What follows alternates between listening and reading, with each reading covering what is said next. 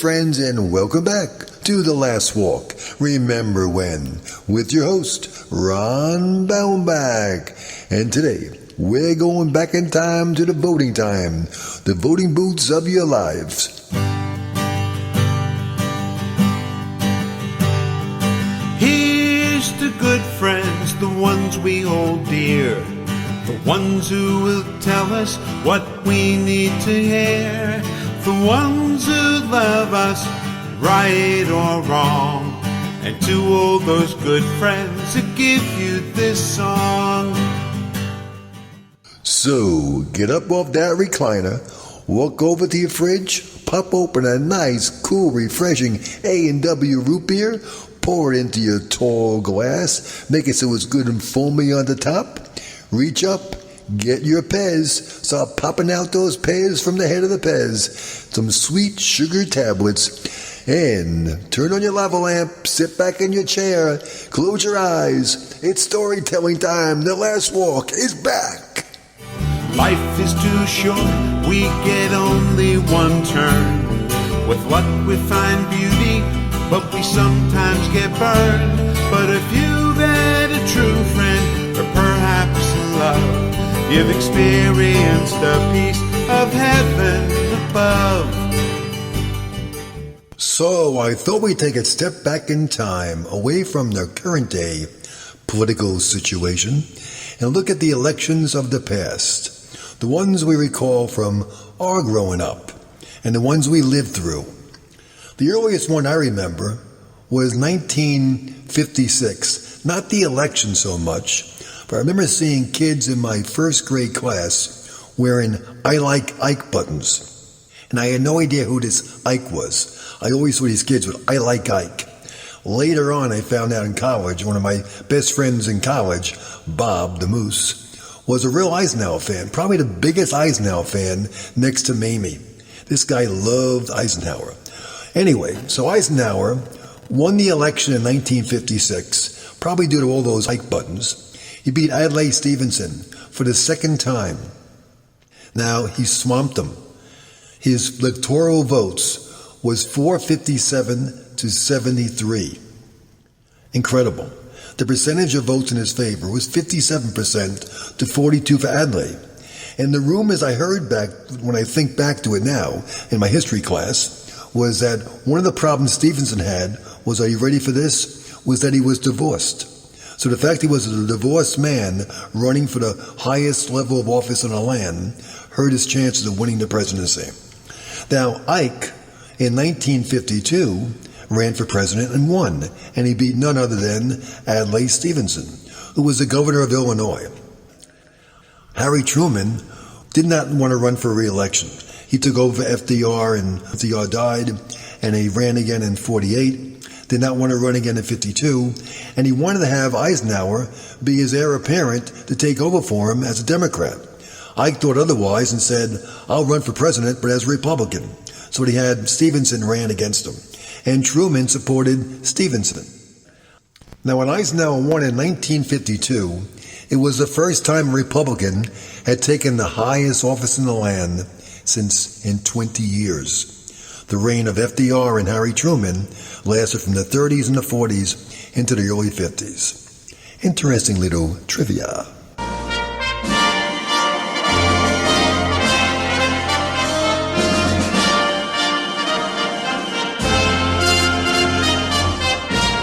Now, do you remember the presidential election of 1960? The famous debates? There were 4 of them. But the most important one between Richard Milhouse Nixon and John Fitzgerald Kennedy was probably the first one, which was very well known for the way Nixon looked on the stage versus the way Kennedy looked. Now, Nixon's running mate was Henry Cabot Lodge. He saw the debate on TV, live. When it was over, he thought, we lost the election. Nixon lost. Nixon had been up by 6 points prior to the big debate. LBJ, Lyndon May Johnson, Kennedy's vice presidential candidate, only heard it on the radio. When he turned it off, he turned to friends and thought, we lost the election. Kennedy lost the debate in his mind on the radio. Kennedy won 49.72% of the vote to Nixon's 49.55. The electoral colleges was 303 for JFK and 219 for Nixon. So he pretty well swamped him there. Some interesting trivia from that first debate. The producer of the debate was someone you probably know and heard his name before, Don Hewitt, who went on to bring up 60 Minutes on CBS. Now, the show, the first debate, preempted a very big show on TV, Andy Griffith Show.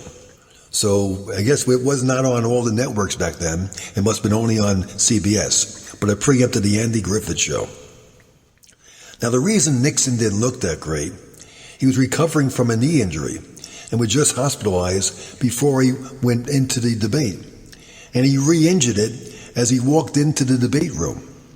Now, we all know LBJ took over for JFK after the assassination of John Fitzgerald Kennedy in '63.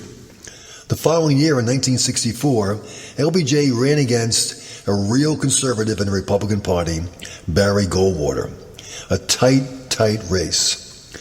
LBJ won 486 electoral votes to 52 electoral votes for Barry Goldwater. 61% of the popular vote versus 39%. It was the largest spread of electoral college's votes. Now, no Democratic candidate since 1964 has matched the total of LBJ's electoral college votes. Two presidential candidates have, Richard Nixon in '72 and Ronald Reagan in 1980 and 1984. Now, 1968, Richard Nixon decided to run again for president after he said he wouldn't do it anymore, but he decided to run again for president. And LBJ, for whatever reason, decided not to run for re-election. So the candidate for the Democratic Party was Hubert Humphrey, the senator from Minnesota, and Richard Nixon was his counterpart, running as a Republican. Nixon won 301 electoral to 191, 43.4% of the vote to 42.7% of the vote. And a guy named George Wallace, the governor of Alabama, got 13.5% of the vote as a third-party candidate. Remember these election days way back when? Remember the first time you voted? Mine was 1972. Richard Nixon ran against George McGovern. McGovern didn't do too well. The Vietnam War was going on. Nixon was in his glory, doing real well back then. Didn't realize what would happen a few months later. But Nixon did an incredibly successful campaign, won with 520 electoral votes to 17 for George McGovern. 60.7% of the popular vote, 37.5. Unfortunately for Nixon, a little thing called Watergate jumped in, and Nixon got impeached. You all know the story. That was an interesting term of office. It saw two presidents, Nixon and Ford, and saw three vice presidents, Spiro Agnew, who resigned, Gerald Ford, who became president, and Nelson Rockefeller, who became Gerald Ford's vice president. That spread between Nixon and McGovern was the largest spread ever of a popular vote for a presidential election. How crazy what happened later on during his presidency. Now, 1976 was a very, very, very interesting year for presidential elections. There's a weird trivia question for this. Are you ready? I'll give you the answer and the question. All four presidential and vice presidential candidates who ran that year, all four of them, eventually have what in common? The answer is they all lost a presidential election. Gerald Ford decided to run for election on his own after taking over for Richard Nixon. He ran against Jimmy Carter from Georgia. His running mate was Robert Dole, and Carter's running mate was Walter Mondale. Ford later on lost to Carter. Carter lost, as you know, later on to Reagan. Mondale lost years later to Reagan, and Dole lost to Clinton. So all four of those people at one time later on, or in that time itself with Ford, lost an election. That year was really hotly contested. and Carter beat Ford 297 to 201. 50.1% of the popular vote to 48. Now there's one more interesting fact about that election. In 1976, Jimmy Carter became president, as you know. In 77, really, on January 20th. Now the interesting part is, his lifespan since becoming president is the longest of any president in the history of the United States. Now 1980 saw an interesting change. We had a lot going on with the Iranian hostage situation. Ronald Reagan was a Republican, the former governor of California, ran against Jimmy Carter, the president, and Reagan won 489 electoral votes to 49 for Jimmy Carter. 50.7% of the vote, popular vote, to 41. And a fellow named John Anderson, an independent, got 6.6% of the popular vote with no electoral votes. That election represented the highest number of electoral votes for someone who was a non-incumbent to become president, Ronald Reagan. Do you remember that famous line Ronald Reagan had in the debate against Jimmy Carter that probably helped him win the election and win the debate? Think back to what it was. So we have two down. We have Carter down and Ford down. And then Reagan ran against, in 84, Walter Mondale. And that meant Mondale went down, 3 of the 4. Had 525 electoral votes, the highest electoral votes ever to date. Mondale had 13. It was 58.8% for Reagan, 40% for Mondale. It was the second lowest tally of votes by anyone since Alf Landon in 1936. In 1988, the first George Bush, George H.W. Bush, was the vice president for Ronald Reagan, ran for election as president against Michael Dukakis. Now, George Bush's running mate was Dan Quayle. The running mate for Mike Dukakis was a gentleman named Lloyd Benson, who ironically enough, 18 years earlier, defeated the same George Bush for the Senate campaign in the state of Texas. Trivia question. What did Gerald Ford do that no other president did prior to him becoming president? He was the first sitting president to participate in a live TV debate, establishing a tradition which continues to this day.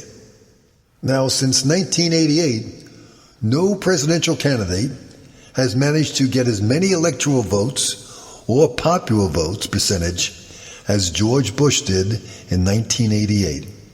He was the first sitting VP to become elected president since Martin Van Buren in 1836. And it was the first time the same party, the Republican, took office for 3 terms since 1932 to 1948, when FDR and Truman did it as Democrats.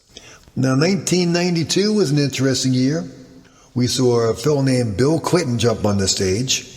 He got the nomination for the Democrats, ran against the incumbent George Bush, H.W. Bush, and Clinton won 370 electoral to 168. 43% of the vote went to Clinton, 37.4% to Bush, and a guy named Ross Perot jumped on the stage and got 18.9% of the vote. It was the strongest third-party showing since 1912, when a really interesting thing happened. Now you got to listen to this. 1912, you had a president in effect was William Taft. William Taft was the heir apparent of Teddy Roosevelt when Teddy was president in 1908. Teddy finished being president. He picked William Taft to be the president in 1908. He's up for re-election. Teddy didn't like what Taft was doing. Taft was a Republican. Teddy was Republican. So Teddy ran against him, did not get the nomination, and ran the Progressive Party. So you had Teddy Roosevelt going for president. You had William Howard Taft going for president. Together, they would have won the election. But because they split the vote, Teddy Roosevelt got a huge amount of votes. He got 27.4% of the vote. Taft got 23.2% of the vote. But a guy named Woodrow Wilson, a Democrat, jumped in there, got 41.8% of the vote, became the president. In 1996, we saw Bill Clinton back up for re-election going against Bob Dole. That made the fourth of the four candidates who ran for election in 1976 to eventually lose the presidential election. Bob Dole lost to Bill Clinton. Clinton got 379 of the electoral votes versus 159 to Bob Dole. 49.2% of the vote went to Bill Clinton, 40.7% to Bob Dole, and Ross Perot ran again, this time not as well, only got 8.4%. The turnout was only 49% of the voting population in America, the lowest since 1924. Now in 2000, remember where you were? For the wonderful Hangin' Chad, George Bush defeated Al Gore. Very interesting campaign, very interesting election. Extremely interesting election. Bush got 271 electoral votes to Al Gore's 266. However, George Bush got 47.9 popular votes, percentage of the popular votes, to Al Gore's 48.4% of the popular vote. So in effect, Al Gore got 0.5 percentage more popular vote than George Bush. There was a big issue, if you recall, with the Chads, the elections in Florida. It ended up in the Supreme Court, where by a vote of 5-4, they decided to end the recounting, which swung the election on to George Bush. Now in 2004, George W. Bush went for re-election against John Kerry. And Bush won, as you know, 286 electoral votes to 251 for Kerry. 50.7% of the vote Bush got, 48.3% for Kerry. It was the smallest margin of victory for a sitting president in the history of our country. And in 2008, we had a couple of firsts. Barack Obama ran for president against John McCain. Barack Obama won 365 to 173. 52.9% of the vote versus 45.7% for McCain. A couple of firsts here. Obama became the first African American president, and Joe Biden became the first Roman Catholic vice president. Also, another little bit of trivia. Obama and McCain were the first people to run for office who were both not born in the 48 contiguous states. Obama being born in Hawaii and McCain being born at a naval air station in Panama. Now 69.5 million people voted in that election, the highest number of people ever to vote for the president in all the life of our country. And in 2012, Barack Obama regained the presidency by defeating Mitt Romney 332 to 206, 51.1% of the votes versus 47.2% for Romney. And in 2016, once again, the Electoral College decided the election. While Hillary Clinton had the plurality votes of the popular vote, Donald Trump had the Electoral College 304 to 227. And now we're going to do it again. It's Donald Trump against Joseph Biden. So get up, go out, and vote. That, my friends, is the rest of the story.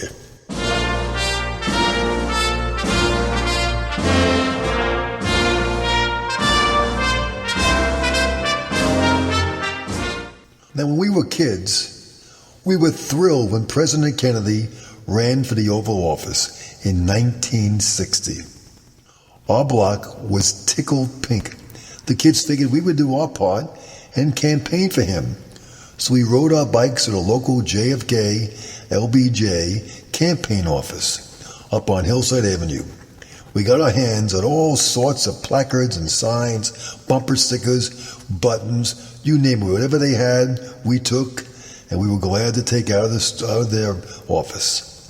On election day, with school being closed, so many of the younger kids in the block decided to ride on bicycles throughout the town of Wilson Park with their homemade placards which had JFK's picture on them. We must have been 10, 15 of us as we drove through the village. We had our own little cavalcade of stars, all with our signs and posters, all promoting JFK. We had our own campaign as we did this search and ride through the village of Wilson Park promoting John F. Kennedy Jr. Now, however, our enthusiasm almost met with some incredible disaster. We rode to the edge of town. None of us knew about trains, electricity, tracks, or something called the third rail. We only knew that the third rail meant danger, but we didn't know from which way we counted to get to the third rail. Was it the third from the right or the third from the left? After we did our campaigning, we decided to park our bikes and take a well-deserved rest on the tracks and eat our lunch. Now we saw one track that was covered with this very long, thick piece of wood. It was a perfect place to sit and enjoy a long-awaited meal.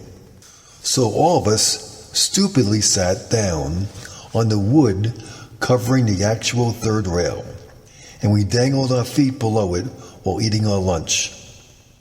Miraculously, nothing happened. In fact, we never even knew we were in danger until later that day, one of the kids told their parents where we went and what we had done. Suddenly the phone started ringing. Kids were summoned, lectures given. We were scared for life due to how close we all came to a frying on the tracks. We almost got zapped. We had no idea. And we never, ever, ever again went near that third rail. Life is too short, we get only one turn. With luck we find beauty, but we sometimes get burned. But if you've had a true friend, or perhaps in love, you've experienced a piece You've of been listening to heaven The Last above. Walk, Remember When, with your host, Ron Baumbach. And the songs you've been hearing have been Hail to the Chief by the U.S. Marine Corps, and Here's to Good Friends, sung, written, and composed by a good friend, Paul Cassone. A special thanks to our good friend Mike in the studios in the great state of Tennessee as he makes our voice sound so much better. The book, The Last Walk on Our Block, is available on Amazon.com and BarnesandNoble.com. It's in Nook, print, and Kindle versions. Have a great week, and don't forget to vote. It's your right and your privilege. Have a great time. See you next time on The Last Walk. Remember when. Here's to good friends, the ones we hold dear, the ones who will tell us what we need to hear, the ones who love us, right or wrong, and to all those good friends who give you this song, and to all those good friends who give you this song.